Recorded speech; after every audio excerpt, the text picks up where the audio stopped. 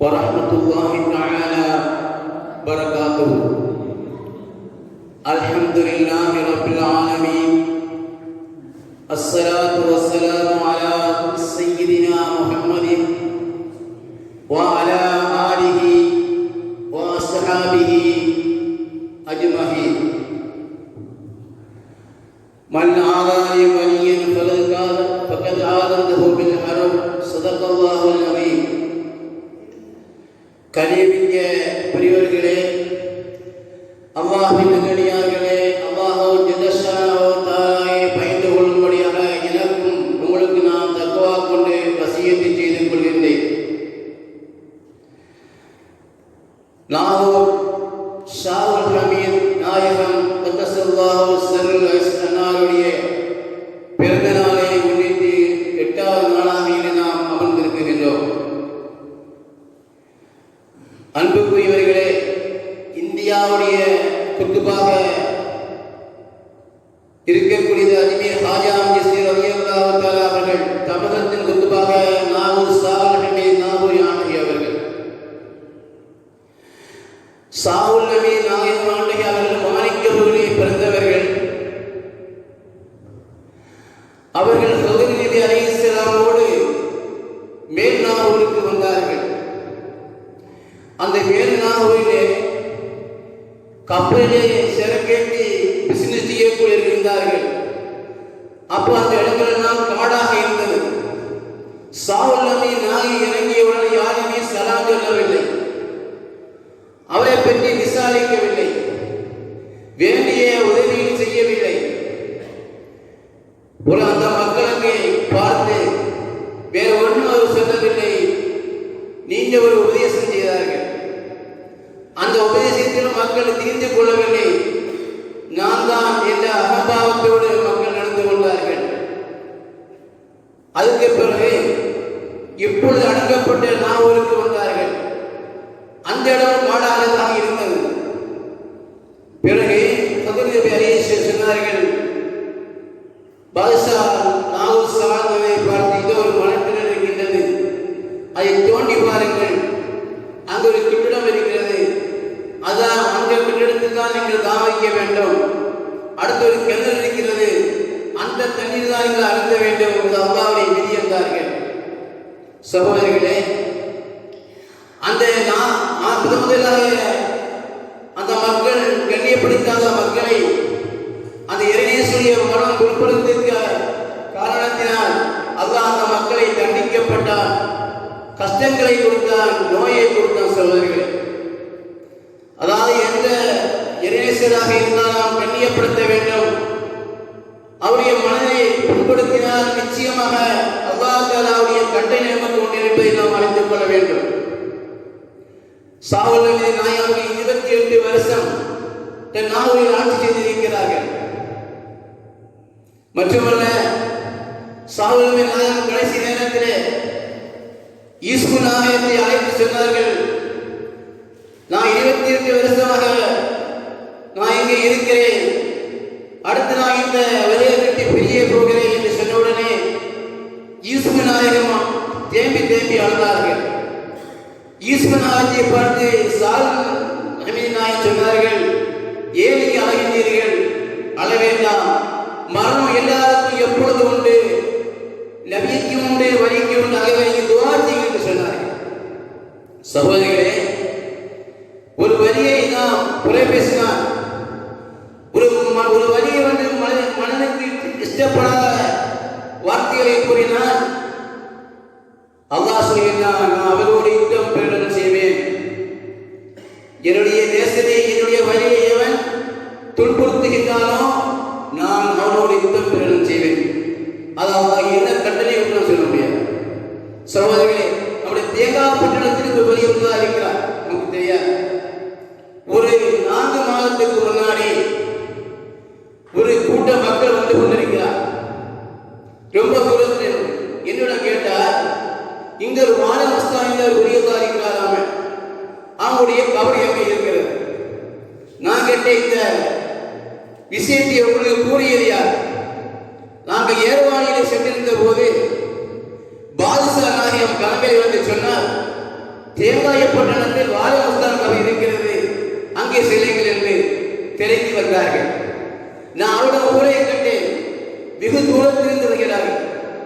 நமக்கெல்லாம் தேங்காய்பட்டணத்தில் ஒரு கபர்ஸ்தான் இருப்பது மரியாதை நமக்கு தெரியாது, நாம் கண்ணியப்படுத்தவில்லை. என்னுடைய ஒரே என்று அல்லாஹ் அறிவிக்கப்பட்டு பாதசாலையாளர்களுடைய மூலமாக தெரிந்து மக்கள் வந்திருக்கிறார்கள் சொன்னால், நம்முடைய நாட்டுக்கு அந்த அவலியாவை கொண்டு அல்லாஹ் பரக்கத்தை செய்கிறார். வரக்கூடிய நாசங்கள் எல்லாம், முஸ்லிம்கள் எல்லாம் அல்லாஹ் தடுத்திருக்கிறான் சகோதரிகளை. அதுதான் இன்னொரு விஷயம் என்றால், அல்லாஹ் இவன் பயந்து கொள்கிறானோ உலகத்திலே அனைத்து வஸ்துக்களும் அவனை பயன்படுகின்றன. அதாவது அல்லாஹ்வுடைய இறைநேசருக்கு எந்த பயம் கிடையாது. மனிதன் எதை கொண்டு பயப்படுகின்றானோ அந்த பயம் கிடையாது. மனிதன் எதை கொண்டு கவலைப்படுகின்றானோ அந்த கவலை கிடையாது. அவருடைய எண்ணங்கள் அனைத்துமே அல்லாஹ்வுடைய எண்ணங்கள் சகோதரர்கள். ஆகவே இறைநேசன் என்பது பாருங்கள், மாணிக்கப்பூரில் பிறந்த மகான் சாவுல் அமீது நாயகம் அவர்கள் நீ நாகூரில் அடைக்கப்பட்டிருக்கிறார்கள். அதே போலதான் யரவாடிய பாதுஷாக இருக்கிறோம். அதே போலதான் தங்களை தென்காசியில் பிறந்தவர் இன்றைய தங்கையில் அகப்படி அவருடைய அவர் பிறப்பதிடம் இறப்பிடமாக இருக்கிறார். ஆக சகோதரர்களே, வரிமாறுகளின் வாழ்க்கையிலே பொய் செய்கிறார்கள், எந்த ஹராமான உணவை சாப்பிட மாட்டார்கள், அவர் இறையச்சத்தோடு வாழ்ந்தவர்கள். ஒரு நாள் அஜ்மீர் சாஜா முஹைதிஸ் ரலியல்லாஹு அன்ஹு ஒரு ஞானியை சந்திக்க செல்கின்ற போது, அந்த ஞானி அவர்கள் குகைக்கு 200 வருடமாக இபாதத் செய்து கொண்டிருக்கிறார். அந்த குகைக்கு முன்னால் 2 புலிகள் படுத்திருக்கிறது. ஹாஜா முஹைதிஸை கண்டவுடன் பயந்து சீறி ஓடிவிட்டது. ஹாஜா என்றார்கள், இந்த புலி நம்மளை கடிக்கவாக வந்து விட்டது. உலகில் ஞானி சொன்னார், ஹாஜா நீங்கள் புலியை கண்டு பயப்பட வேண்டாம், அது உங்களை கண்டு பயந்து விடுகிறேன் என்று சொன்னால் நீங்கள் அல்லாஹ்வை பயந்தவர்கள், உங்களை கண்டு பயந்து கொள்கிறேன் சொன்னார்கள். ஆகவே சகோதரிகளே, நான் அதிகமாக பேச விரும்பவில்லை. ஆகவே அவர்களுக்கு நான் நேசிக்க வேண்டும். அவங்களுடைய ஒரு நாள் அஜ்மீர் ஹாஜா நாகூர் சாவுல் அமீது நாயகவர்கள் எங்களுக்கு நேர்காணல் ஆட்சி சொன்னார். அவரோடு காயப்பட்டணத்தில் மகளாய ஒருவர் ஒரு சிறந்த சேர்ந்த வாங்கி கொண்டிருந்தார். பாஸ்போர்ட் இல்லை, அவருக்கு ஐடி கார்டு இல்லை, ஊருக்கு போக முடியாது. ஒரு நாள் நாகூருக்கு சென்றாராம். சென்று கொண்டு சாஜா அவர்களே, நான் இப்போ தவிக்கிறேன், என் தாயாரை பார்க்க வேண்டும், என் ஊருக்கு போக வேண்டும், எனக்கு எதுவுமே இல்லையே, பாஸ்போர்ட் இல்லையே. உடனே மறுநாள் வாழ்ந்து வாய்க்கு அழைத்து அவர்கள் மகனோடு சேர்த்து அந்த ஆதாரை பதிவு வாங்கி, ஆதார் வாங்கி, ரேஷன் கார்டு எடுத்து, பேரை சேர்த்து, பாஸ்போர்ட் எடுத்து சிறுவனுக்கு போய் வந்து மீண்டும் மகளாக ஓதி சடனாகி சென்று விட்டார். பாருங்கள் சாவலுக்கு. அதே போல ஒரு பெண்மணி எனக்கு கொபருக்கு நாயகமே, என்னை பிள்ளைக்கு திருமணம் முடிந்ததுக்கு எந்த வசதி நாயகமே என்று செய்தார்களா. அதே போல ஒரு பணக்கார கொள்வது நாயக கேட்டுக்கிறேன் வந்து விட்டார். இப்படி சாவில் நாய் பல கலாபத்திலே காட்டியிருக்கிறார். ஆகவே அவர்களை நாம் நேசிக்க வேண்டும் என்று கூறி என்னுடைய தோப்புரையை முடிக்கிறேன். அஸ்ஸலாமு அலைக்கும் வரஹ்மத்துல்லாஹி வபரகாத்துஹு. அடுத்ததாக சிறப்புரை ஆற்றுவதற்கு எதிர்ப்புகளை நம்முடைய மண்ணில் மைந்தன் சைவமான ஆலயம் பாதுகாக்கவே சிறப்பை நிறுத்துவார். அவர் அழைக்கின்றேன்.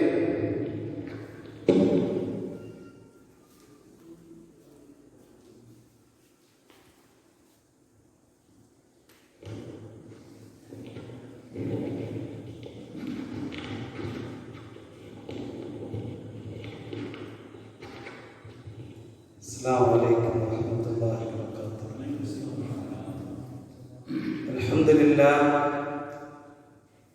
الحمد لله رب العالمين، والصلاة والسلام على أشرف المرسلين وعلى آله وصحبه أجمعين، أما بعد. قال الله تعالى في القرآن: وإذ قال ربك للملائكة إني جاعل في الأرض خليفة قالوا أتجعل فيها من يفسد فيها ويسفك الدماء ونحن نسبح بحمدك ونقدس لك قال إني أعلم ما لا تعلمون. قال النبي صلى الله عليه وسلم رضا ربي في رضا الوالدين وسخط ربي في سخط الوالدين. اللهم الحمنا مراشد أمورنا وأعذنا من شرور أنفسنا ومن سيئات أعمالنا. رب اشرح لي صدري ويسر لي أمري واحلل عقدة من لساني يفقهوا قولي. رب تمم بالخير والسعادة برحمتك يا أرحم الراحمين. கண்ணியத்திற்குரிய உலமா பெருமக்களே, இளம் உலமாக்களே, சகோதரர்களே, சகோதரிகளே, அல்லாஹ் தஆலா நம்முடைய அனைத்து நற்செயல்களையும் ஏற்றுக்கொள்வானாக.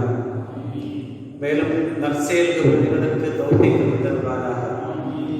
ஈருலகில் வெற்றி பெற்ற நல்ல மக்கள் அல்லாஹ் நம் அனைவரையும் உட்படுத்துவானாக. கண்ணியமானவர்களே, நமது ஊர் சகோதரர்களும் சகோதரிகள் உட்பட ரபீஉல் அவ்வல், புனிதமான ரபீஉல் அவ்வல் மாதம் முதல் தொடர்ந்து ஒவ்வொரு மாதங்களிலும் உலமா பெருமக்களுடைய இளம் உலமாக்களுடைய கண்ணியமான தங்கள் அவர்களுடைய மார்க்க சொற்பொழிவுகளும் கிளாஸுகளும் எல்முடைய அல்ல இல்மு செல்லக்கூடிய நூறு அதிகமான பிரகாசங்களை, அதாவது மஜ்லிஸில் கல்விய ரவுதத்தில் நிறையாமல் இல்முடைய மஜ்லிஸ் சுவனத்தினுடைய பூங்காவாகி கொண்டிருக்கிறது. அல்லாஹுடைய மிகப்பெரிய கிருபை, மிகப்பெரிய பாக்கியத்தால் நாம் அனைவரும் இந்த ரவுதாவிலே, சுவன பூங்காவிலே நாம் அமர்ந்திருக்கக்கூடிய தொடர்ந்து 4 மாத காலங்களில் அதிகமான நேரங்களில் சொற்பொழிவுகள் கிளாஸுகள் கேட்கக்கூடிய நல்ல ஒரு சூழ்நிலையை நாம் அதில் இருந்து கொண்டிருக்கிறோம். அல்லாஹ் தஆலா ஜன்னத்துல் ஃபிர்தௌஸ் என்ற அந்த சுவனத்தில் நாம் அனைவரையும் கொண்டு சேர்ப்பானாக. கண்ணியமானவர்களே, அவுலியாக்கள் என்பவர்கள் அல்லாஹ் தஆலாவை முழுமையாக வணங்கி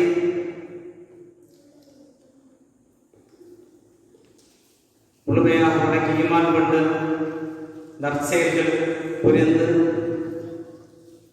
மனதை கட்டுப்படுத்தி உலக இன்பங்களை தவிர்த்து இறை தேசத்தை மட்டும் குறிக்கோளாக கொண்டு வாழ்ந்த நல்லவர்கள்.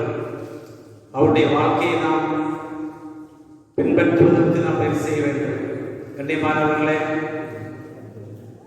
ஒளியாக்கள் நாம் மனிதர்களை அல்லாஹ் தஆலா எவ்வளவு சிறப்பாக படைத்தான், எவ்வளவு மனிதன் உயர்வாக படைக்கப்பட்டுள்ளான் என்பதை உணர்ந்து மனிதன் எதற்காக வேண்டி படைக்கப்பட்டான் என்பதையும் உணர்ந்து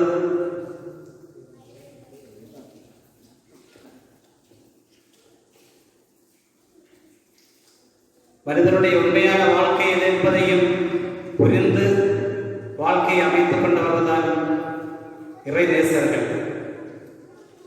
அவருடைய வாழ்க்கையை நாம் பின்பற்றி வாழ்வதற்கு முயற்சி செய்ய வேண்டும். அல்லாஹ் தஆலா மனித இனத்தை எவ்வளவு சிறப்பாக படைத்துள்ளான் என்பதை நாம் உணர வேண்டும். கண்ணியமானவர்களே, அல்லாஹ் தஆலா அவருடைய படைப்புகள், கோடிக்கணக்கான படைப்புகள், அவன் எதையாவது படைக்க நாடினால் இன்னமா புரோகிதா ஆவசியன் ஐயக்கூலகுன் பயக்குன். அல்லாஹ் எதையாவது படைக்க நாடினால் ஐயக்கூலகுன் குன் என்ற வார்த்தையை சொல்லிக்கிறான். குன் என்றால் நீ ஆகுக, பயக்குன் அது ஆகிவிடும். ஆனால் மனிதன் படைக்கப்பட்டது அவ்வாறு. மனிதனை படைப்பதற்காக அல்லாஹ் தஆலா நாடியதும் மலக்குகளை அழைத்து ஆலோசனை செய்கிறார். வைதகால ரப்புக்கலில் மலாயிகத்தே இன்னி ஜாஇலுன் ஃபில் அர்தி ஹலீஃபா. மலக்குகளை அழைத்து அல்லாஹ் தஆலா கேட்கிறான், இன்னி ஜாஹிலில்லாஹி ஹலீஃபா, நான் பூமியில் என்னுடைய பிரதிநிதியை படைக்கப் போகிறேன். கோடிக்கணக்கான படைப்புகளை படைத்த அல்லாஹ் தஆலா மனிதனை படைக்க நாடியதும் என்னுடைய பிரதிநிதியை நான் படைக்கப் போகிறேன், உங்களுடைய அபிப்பிராயம் என்ன என்பதாக அல்லாஹ் கேட்கிறார். மலக்குகள் சொல்கிறார்கள், அத்தஜஅலு ஃபீஹா மன் யுஃப்ஸிது ஃபீஹா வ யஸ்ஃபிகு திமா, நீ பூமியில் படைக்கப் போகின்றாயா?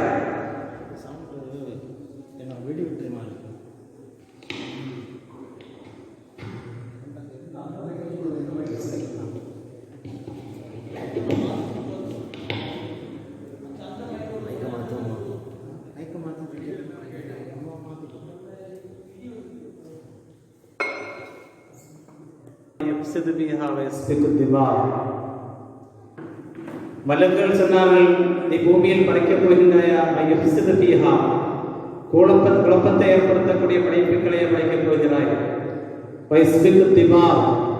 சண்டையிட்டு ரத்தம் செல்லக்கூடிய படைப்பையா படைக்கப் போகிறாய் என்பதாக.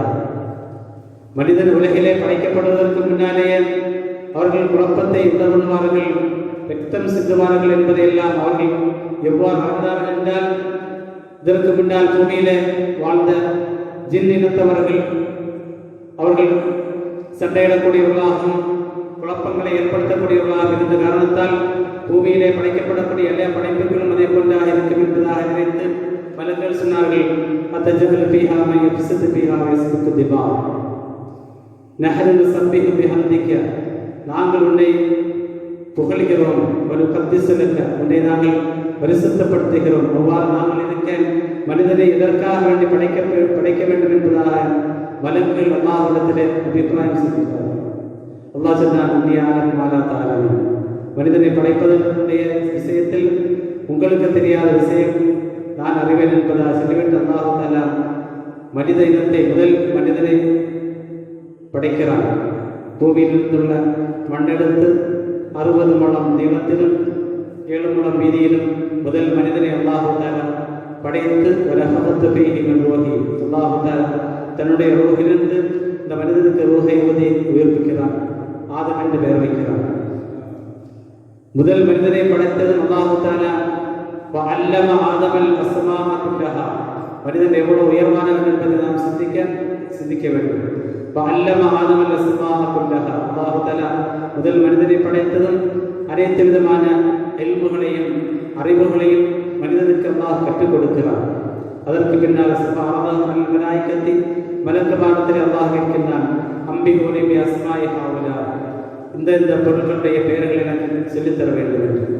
மலக்குகள் சொல்கின்றார்கள், சுப்ஹானக, நீ பரிசுத்தமானவன், லா இல்ம லனா இல்லா மா அல்லம்தனா, நீ எங்களுக்கு எதை கற்றுத் தந்தாயோ அதை தவிர எங்களுக்கு ஒன்றுமே தெரியாது என்பதாக சொன்னதும் அல்லாஹ் தஆலா ஆதமை அழைக்கிறார், யா ஆதம் அம்பிகூனி பி அஸ்மாஇஹிம், ஆதமே நீங்கள் மலக்குமார்களுக்கு கல்வி கற்றுக் கொடுக்க வேண்டும், அனைத்து வஸ்துக்களுடைய பெயர்களையும் கற்றுக் கொடுக்க வேண்டும் என்று மனிதரை அல்லாஹ் தஆலா அந்த இடத்திலே மலக்குகளுக்கெல்லாம் ஆசிரியராக நியமிக்கின்றார். அனைத்து மலக்குமார்களுக்கும் மனிதன் ஒரு ஆசிரியராக இருந்து கல்வி கற்றுக் கொடுக்கிறார். இவ்வளவு சிறப்பு மனிதனுக்கு இருக்கிறது. பலம்மா அம்பாகும், அவர்களுக்கு அனைத்து வஸ்துக்களுடைய பெயர்களை கற்றுக் கொடுத்ததற்கு பின்னால் அல்லாஹ் தஆலா மலக்குகளிடத்திலே கட்டளையிடுகிறார், உஸ்ஜுது லி ஆதம், நீங்கள் அந்த மனிதனுக்கு, முதல் மனிதனுக்கு சுஜூது செய்ய வேண்டும் என்பதாக. உஸ்ஜுது லி ஆதம், ஆதமுக்கு நீங்கள் சுஜூது செய்யுங்கள் என்பதாக அல்லாஹ் தஆலா கட்டளையிடுகிறார். அனைத்து மலக்குகளும் இந்த முதல் மனிதனுக்கு சுஜூது செய்கிறது. இல்லா இப்லீஸ், இப்லீஸ் என்பவர் அப்பா வஸ்தக்பா, இப்லீஸ் சுஜூது செய்யாமல் மறுத்தார், ஆணவம் கொண்டார். அதன் காரணமாக அல்லாஹ் தஆலா இப்லீஸை சபித்து விட்டார். நீ ஏன் ஆதமுக்கு சுஜூது செய்யவில்லை என்பதாக கேட்டபோது இப்லீஸ் சொன்ன பதில், அன ஹைரும் மின்ஹு ஹலக்தனி மின் நாரின் வ ஹலக்தஹு மின் தீன், நான் இந்த ஆதமை விட உயர்ந்தவன், காரணம் நான் நெருப்பினால் படைக்கப்பட்டவன், ஆதம் மண்ணினால் படைக்கப்பட்டவன் என்பதாக சொல்லி ஆணவம் கொண்டு அகங்கரித்தார். அதன் காரணமாக இப்லீஸ் சபிக்கப்பட்டார். முதல் மனிதனுக்கு சுஜூது செய்யாததன் காரணமாக இப்லீஸை அல்லாஹ் தஆலா சபித்தார். ஆக மனிதன் எவ்வளவு சிறப்பாக அல்லாஹ் தஆலா மனிதனை படைத்து உயர்ந்த பதவிகளை கொடுத்து அந்த மனிதனுக்கு அல்லாஹ் தஆலா மலக்குகளை கொண்டு சுஜூது செய்ய வைத்தான் என்றால் மனிதன் எவ்வளவு சிறப்பாக உயர்வாக படைக்கப்பட்டிருக்கிறான் என்பதை நாம் விளங்க வேண்டும். கண்ணியமானவர்களே, இப்லீஸ் சபிக்கப்பட்டதும் இந்த மனிதனால் தானே நான் சபிக்கப்பட்டேன் என்பதாக அல்லாஹ் தஆலாவிடத்திலே எனக்கு நீ அவகாசம் தர வேண்டும். இந்த பூமியிலே கடைசி மனிதன் பிறக்குவது வரையிலும் எனக்கு நீ அவகாசம் தர வேண்டும், நான் அவர்களை வடிகெடுப்பேன் என்பதாக சொல்லி இப்லீஸுக்கு அவகாசம் கொடுக்கப்பட்டது.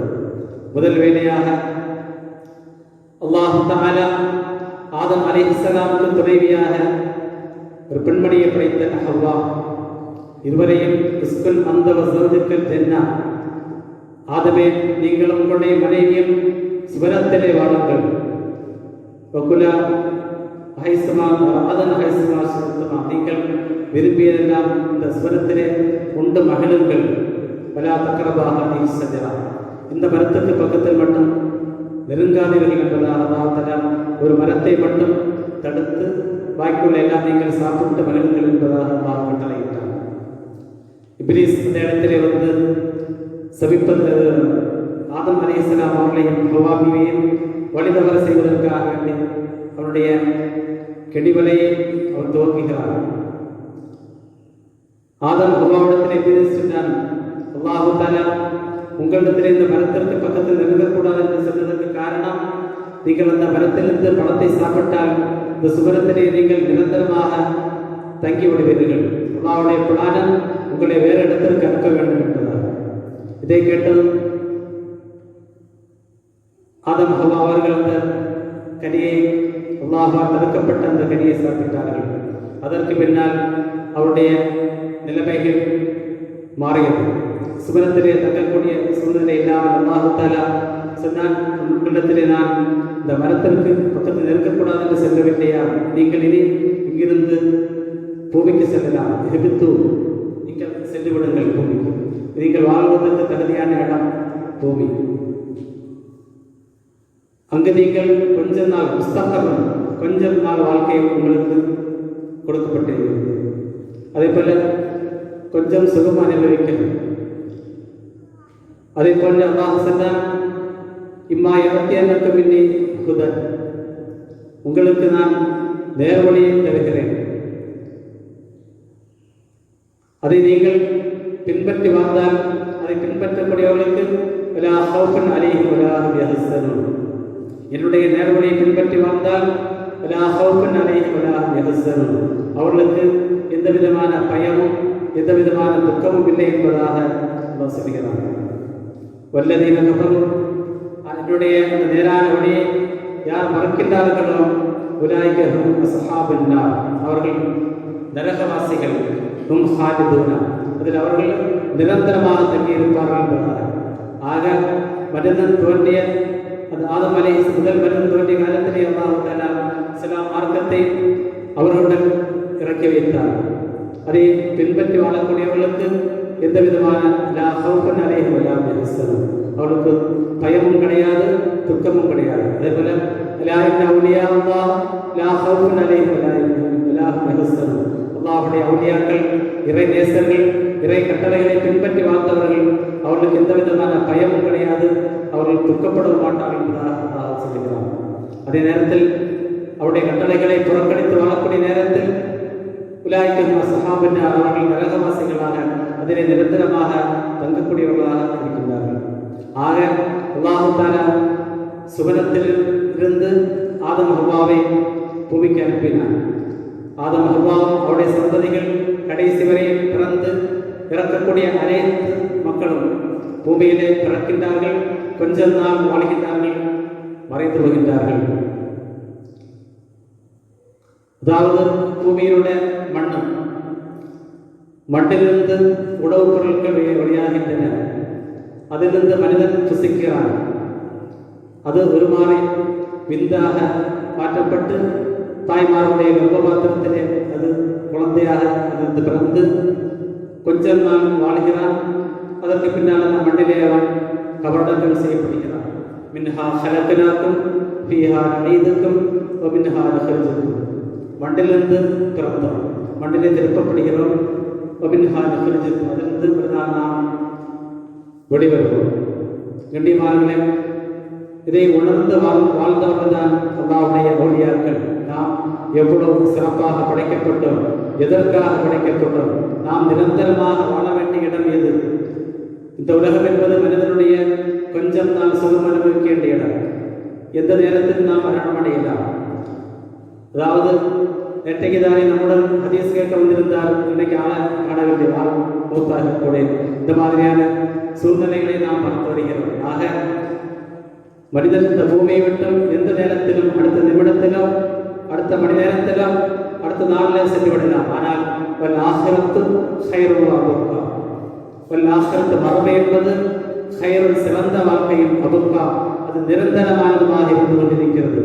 மரபுடைய சுவன வாழ்க்கை என்பது அங்கே புதுமை அடைவது கிடையாது.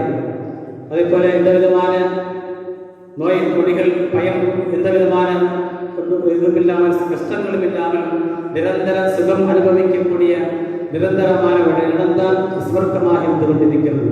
அந்த சுவனத்திலே நாம் செல்வதற்கு நம்மால் இயன்ற அளவு முயற்சி செய்வதற்காக வேண்டிதான் அல்லாஹ் தஆலா மனிதனை இந்த பூமியிலே அனுப்பியிருக்கிறார்.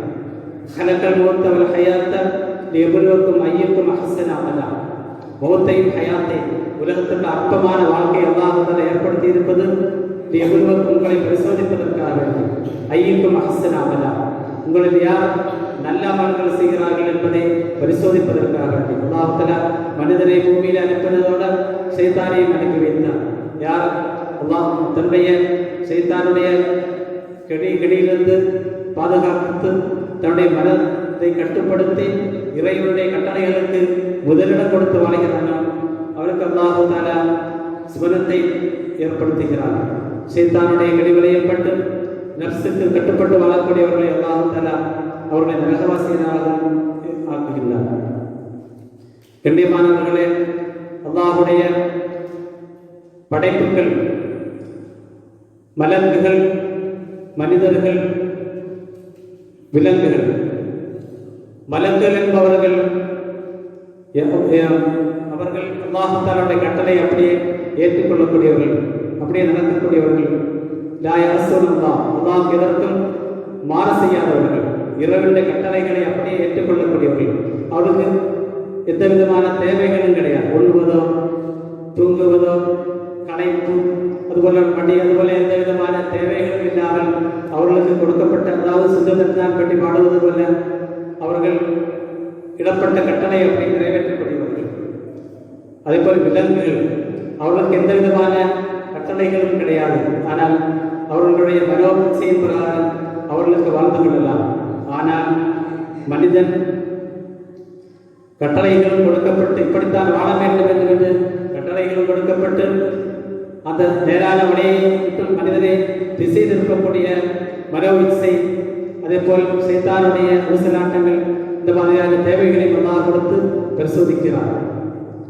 யார் மனோவிச்சைகளை கட்டுப்படுத்தி இறை கட்டளைகளுக்கு முதலிடம் கொடுத்து வாழ்கின்றார்களோ அவர்களை அல்லாஹ் தஆலா மலக்குகளை விட அவர்கள் உயர்ந்தவர்கள். காரணம், மலக்குகளுக்கு சில கட்டளைகள் மட்டும்தான் கொடுக்கப்பட்டிருக்கிறது, தேவைகள் கொடுக்கப்படவில்லை. தேவைகளை எல்லாம் கட்டுப்படுத்தி இறை கட்டளைகளுக்கு முதலிடம் கொடுத்து வாழக்கூடிய மனிதன் மலக்குகளை விட சிறந்தவன், மலக்குகளை விட உயர்ந்தவன். அதே நேரத்தில் தன்னுடைய மனோவிச்சையின் பிரகாரம் வாழக்கூடிய மனிதன் மிருகங்களை விட கேடுகட்டவன். காரணம், மிருகங்களுக்கு எந்த விதமான கட்டளைகள் தொட வேண்டும் என்ற எந்த வித கட்டளைகளும் கிடையாது. அதனுடைய இஷ்டம் போல் வாழலாம். மனிதன் அதே போல் வாழ்கிறான் என்றால், கட்டளைகளை, இறை கட்டளைகளை புறக்கணித்து வாழ்கிறான் என்றால் அவன் விலங்குகளை விட கேடுகட்டவன் என்பதாக நாம் குர்ஆனுடைய வசனங்களிலிருந்து விளங்கிக் கொள்ளலாம். வலக்கது ஜஅல்னா ஜஹன்னம கஸீரன் மினல் ஜின்னி வல் இன்ஸ் லஹும் குலூபுன் லா யஃகஹூன பிஹா வ லஹும் ஆதானுன் லா யஸ்மஊன பிஹா. நரகத்திற்காக வேண்டிய அல்லாஹ் தஆலா சில மனிதர்களையும் ஜின்களையும், தாராளமான மனிதர்களையும் ஜின்களையும் அல்லாஹ் தஆலா ஒதுக்கி இருக்கிறார். அவர்கள் லஹும் குலூபுன் லா யஃகஹூன பிஹா, அவர்களுக்கு இதயங்கள் இருக்கிறது, அதை கொண்டு அவர்கள் நல்லதை சிந்திக்க மாட்டார்கள்.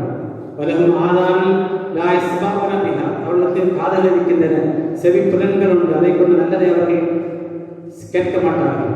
வலஹும் அய்யுன் லா யுப்சிரூன பிஹா, அவர்களுக்கு கண்கள் இருக்கின்றன, அல்லாஹ்வுடைய அத்தாட்சிகளை பார்த்து அவங்க உணர மாட்டார்கள். அவர்கள் மிருகங்களை கொண்டவர்கள். அவர்கள் மிருகங்களை கால்நடைகளை கொண்டவர்கள். வல்கும் அமர்ந்து அதைவிட கேடு கட்டவர்கள் என்பதாக அல்லாஹ் தஆலா திருமறையில் சொல்கிறான். ஆக மனிதனுடைய நேரான வழியில் குறுக்கே நிற்கக்கூடிய ஷைத்தான், அதே போல் மனோ இச்சை. அல்லாஹ் சொல்கிறான், இன்னன் நஃப்ஸல அம்மாரத்தன் பிஸ்ஸூ என்பதாக. நஃப்ஸு தன்னுடைய மனம் என்பது அம்மாரத்தன் பிஸ்ஸூ, அதிகமாக தீமைகளை தூண்டக்கூடியதாக இருக்கிறது. மனது நல்ல காரியங்கள் செய்வதற்கு தூண்டாது. சுபுடைய நேரத்தில் நல்ல தூக்கமாக இருக்கிறது, சுபு தொழ வேண்டும் என்று மனம் சென்றார், மனமடியாக. அதுபோல் நாம் ஏதாவது வேலைகளை ஈடுபடக்கூடிய நேரத்தில் வாங்க சொல்லுகிறது, தொழப்போக வேண்டும். மனசு இன்னும் புறத்துள்ள கலாவுக்கு ஜமாத்தல் சிவரு தொழிலாமே, அதே கலாவுக்கு முன்னே தொழிலாம், அதே இந்த ஒரு நேரத்தில் கலாவுக்கு அடுத்த நேரம் சேர்த்து தொழிலாம. இந்த மாதிரி மனசு அதிகமான தீமைகளை தூண்டக்கூடியதாக இருக்கிறது. அடுத்தவர்களை பற்றி புறம் பேச வேண்டும், பொய் சொல்ல வேண்டும், மது அருந்துவது, அதுபோல திண்மையான விஷயங்களை மனசு தூண்டக்கூடியதாக இருக்கிறது. நன்மையான விஷயங்களை விட்டு மனசு தடுக்கக்கூடியதாக இருக்கிறது. இன்னும் சில அம்மாரத்தின் பிசு. அதே போல ஷைத்தான் இப்லீஸ் என்பவன் ஸல்லல்லாஹு அலைஹி வஸல்லம் இன்னும் ஷைத்தானை எதிரி மஜ்ரத்தம் என்பதாக ரத்தம் ஓடக்கூடிய நாளங்கள் எல்லாம் ஷைத்தான் பயணித்துக் கொண்டிருக்கிறான். எடுத்து மனிதனை வடிதவறு செய்து கொண்டிருக்கிறான். கண்ணியமானவர்களே, ரத்தம் ஓடக்கூடிய இடங்களிலும் கேபிள் வழியாகவும் பல ரீதியிலும் ஷைத்தான் மனிதனிடத்திலே கொடுக்கிட்டு அவனை வடிதவறு செய்து கொண்டிருக்கிறான். இந்த இரண்டையும் கட்டுப்படுத்தி நாம் அல்லாஹ்வுடைய கட்டளைகளுக்கு முதலிடம் கொடுத்தால் நாம் கண்டிப்பாக அல்லாஹ் தஆலா நம்மை வெற்றி பெற செய்வார். கண்டிப்பானவர்களே, அதுதான் மிக கடினமான ஒரு முயற்சியாக இருந்து கொண்டிருக்கிறது. நபி ஸல்லல்லாஹு அலைஹி வஸல்லம் அவர்களும் சஹாபாக்களும் ஒரு கஷ்டமான ஒரு போருக்கு சென்றுவிட்டு திரும்பி வருகின்றார்கள். வரக்கூடிய நேரத்தில் ஸல்லல்லாஹு அலைஹி வஸல்லம் சொன்னார்கள், ரஜஅனா மின் ஜிஹாதில் அஸ்கரி இலல் ஜிஹாதில் அக்பர் என்பதாக. நாம் சிறிய ஒரு போராட்டத்திலிருந்து பெரும் போராட்டத்துக்கு வந்திருக்கிறோம் என்பதாக. கடுமையான பஞ்சம் போல கஷ்டமான ஒரு போரை முடித்து வந்தபோது ஸல்லல்லாஹு அலைஹி சொன்னார்கள், ரஜஅனா இலல் ஜிஹாதில் அஸ்கரி இலல் ஜிஹாதில் அக்பர்.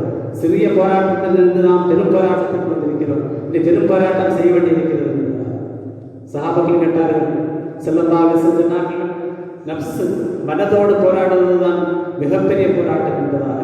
இதுதான் இறை தேசர்கள் அவுலியாக்கள் எல்லாம் தன்னுடைய மனோவிசையை பின்பற்றாமல் மனோவிசையை கட்டுப்படுத்தி இறை கட்டளைகளுக்கு முதலிடம் கொடுத்ததனால் தான் அவர்கள் இறை தேசர்களாக அவர்கள் அல்லாஹ்வை முழுமையாக நம்பி. கண்ணியமானவர்களே, இறை எச்சம் அல்லாஹ்வை பயந்து நாம் வாழ வேண்டும். மனோ இச்சையை கட்டுப்படுத்தி வாழ வேண்டும். கண்டிப்பானவர்களே, சில ஒரு ஹதீஸ் புகாரிலே பதிவான ஒரு ஹதீஸ் ஸல்லல்லாஹு அலைஹி சொன்னார்கள், இறைச்சித்தை சொல்கிறார், ஒரு மனிதன் தன்னுடைய நிலத்தை வேறு சகோதரனுக்கு விற்பனை செய்கிறார். வாங்கிய அந்த மனிதர் தன்னுடைய இடத்திலே வேலை செய்து கொண்டிருக்கக்கூடிய நேரத்தில் பூமிக்கு அடியிலே ஒரு மண் பானை, அதற்குள் நிறைய தங்க காசுகள் இருப்பதை கண்டதும் அதை அந்த மனிதர் எடுக்கிறார். எடுத்துவிட்டு அந்த நிலத்தை விலைக்கு தந்த அந்த நபரை சந்தித்து, நான் உங்களிடமிருந்து நிலத்தை மட்டும்தான் வாங்கினேன், ஆனால் அந்த நிலத்திலே இந்த தங்க காசுகள் இருந்தது, அதை நீங்களே வைத்துக் கொள்ளுங்கள் என்று. இந்த விற்பனை செய்த மனிதர் சொல்கிறார், நான் இந்த அதை சேர்த்துதான் அவனுக்கு விலை தந்தேன்.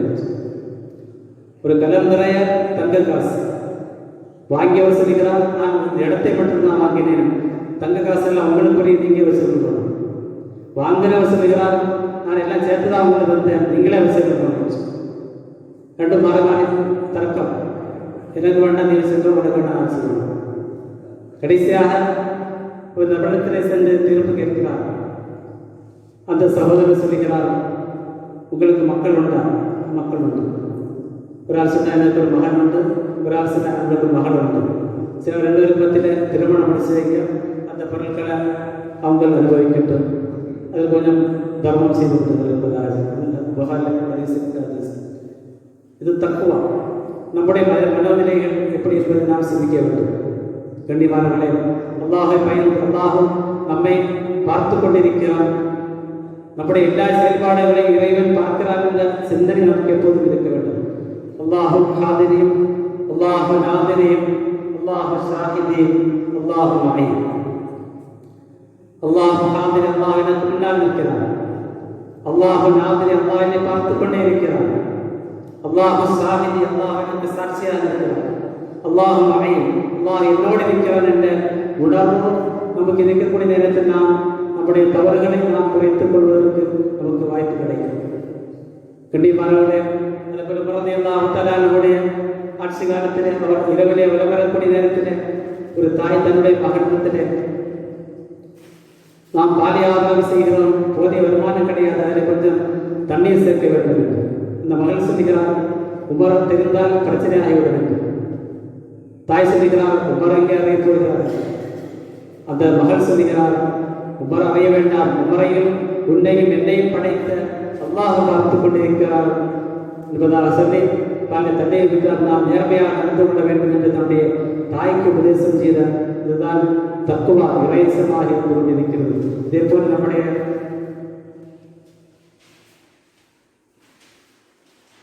வாழ்க்கையை நாம் அமைத்துக் கொள்ள வேண்டும். அல்லாஹ் தஆலா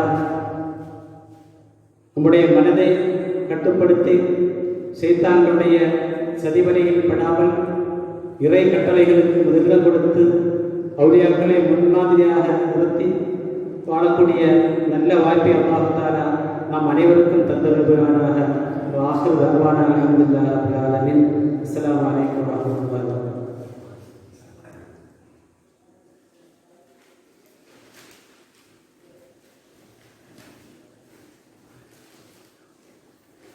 அல்ஹம்துலில்லாஹ்.